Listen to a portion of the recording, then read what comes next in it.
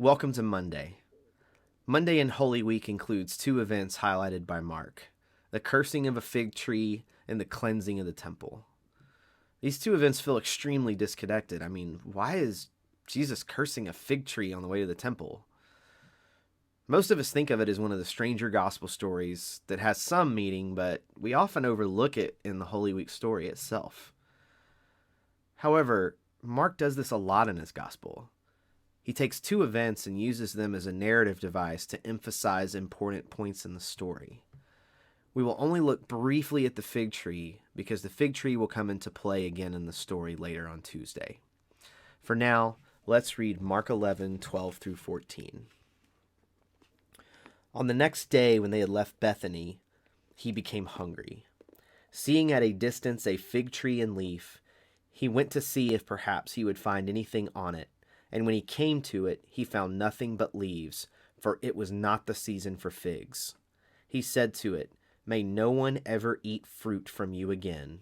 And his disciples were listening. The story's pretty odd.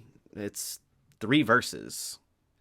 However, there's a lot to find fascinating here, specifically 2. First, Jesus was hungry.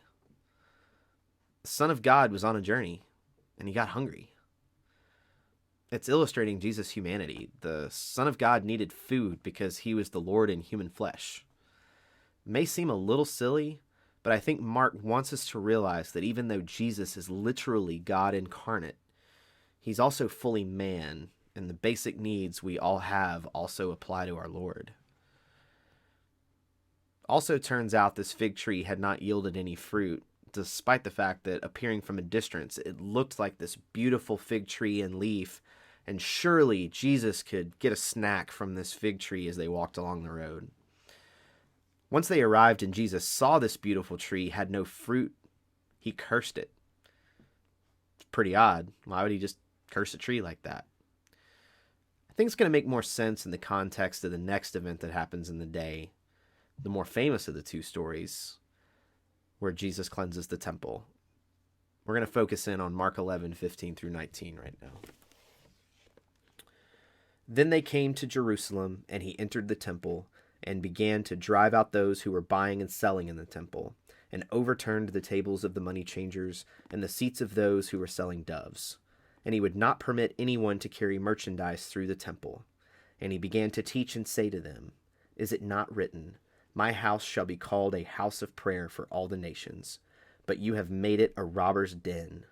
The chief priests and the scribes heard this and began seeking how to destroy him, for they were afraid of him. For the whole crowd was astonished at his teaching. When evening came, they would go out of the city. So I'm going to assume most of us have probably read this before. But for the moment, just humor me. Close your eyes. Think about our modern church. See it? Picture your local church or a church you've been a part of in the past. You got it? What if on the way to worship, you had to buy a bulletin in order to see the order of service and special announcements? What if the pastor left a tip jar on the stage for the band and asked the congregation to give gifts to the band like they were playing Tom Petty down at the local watering hole? What if the teaching pastor for his benediction said that you could only receive the benediction and the blessing if you had your ceremonial hat lifted to the heavens during the prayer, and the only way to obtain this hat was to buy it on your way into worship? Oh, and by the way, on your way out, you have to leave it there and re-buy this hat every time you show up to worship. I don't know about you, if you want to open your eyes now, but I'd stop going to that church. Because at that point, the church is a business preying on people who are simply desiring community and a connection point on Sunday to worship with other believers. Do you want to point out, I'm not saying don't tithe. Please tithe to your local church. I'm talking more about the deceitful practice of extortion.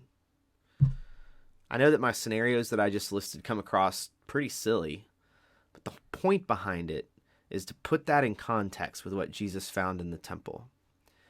People who needed to buy livestock in order to be obedient to the Old Testament law around sacrifices couldn't bring such an animal across a great distance in the yearly trip to Jerusalem. It was a long journey. What if the animal died en route? What about the person's vocation?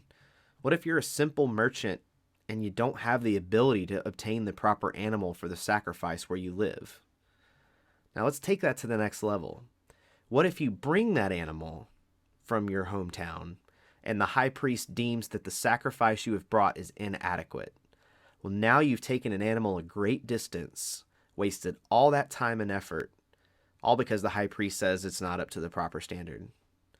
So what do you do next? You cannot make your yearly sacrifice of atonement if you don't. Well, it's simple to the high priest at the temple and all the merchants. You sell them in the temple yard with a high markup, because since it's required for you to make a sacrifice, people will be desperate and pay whatever they have to. Now think about it. These merchants were either working for the high priests who would pocket the money, or they were probably just giving a big generous gift to the high priest in order to sell in the temple area where they will still make a hefty profit. Now, what about the money changers that's specifically mentioned here in the story? In order to attend the service at the temple, it actually cost a half shekel. The problem is, Jerusalem was under the Roman Empire's rule, and so were all of the surrounding areas. So Roman and Greek coins were the preferred payment everywhere except in the certain local areas. The temple only accepted the Jewish or Tyrian coins used in and around that region. So your average worshiper had to exchange money from Greek or Roman coins to these Jewish or Tyrian coins. They were often charged 10 and a 12% interest rate, which is completely insane. I don't know about you, but to me that seems exploitive and punitive to people whose only desire is to come have their sins atoned for prior to Passover. This is why Jesus drove them out of the temple. This is why Jesus is angry. People seeking to worship were charged beyond what was fair and looked down upon, while these extortionists were rewarded and protected by the high priest who were supposed to be leading the people. Now let's take a look back at the fig tree for a minute. The fig tree is the temple. It's a metaphor once again. From a distance, you have this holy temple. It's a holy place where God's people can come and have their sins forgiven and worship in a community. Up close, though, temple isn't bearing any fruit. It's for looks only. It's very pretty from afar, but up close it's dirty and disgusting because of the practices going on, merchants, the corruption of the high priests, and all of this. It's not bearing fruit of any kind. So this brings me to today's question for you and your community. How many of us are living like the fig tree? From a distance, we look like we have it all together. We've got a perfect job, perfect family. We use social media to prop up our image to make people think we are better than we actually are. Heck, we might even be really involved in our local church. We might attend, we might sing, we might go to a small group. We do all the things we're supposed to do. But the real question is, are we bearing any fruit when people really look at us up close instead of from that optical distance? So the question for you is, what fruit are you bearing? As you go about your day today, ponder this question. Are you leading your family well? Are you serving one another? Are you able to reach out to the people in your community of faith and your neighborhood where you currently live? As people of faith, we need to find momentum where we are rather than where we want to be later in life. Seek the Lord and ask Him, what fruit can I bear now? It's hard, but we're all in this together. You're not alone. You have a community in your local church so that you can support each other.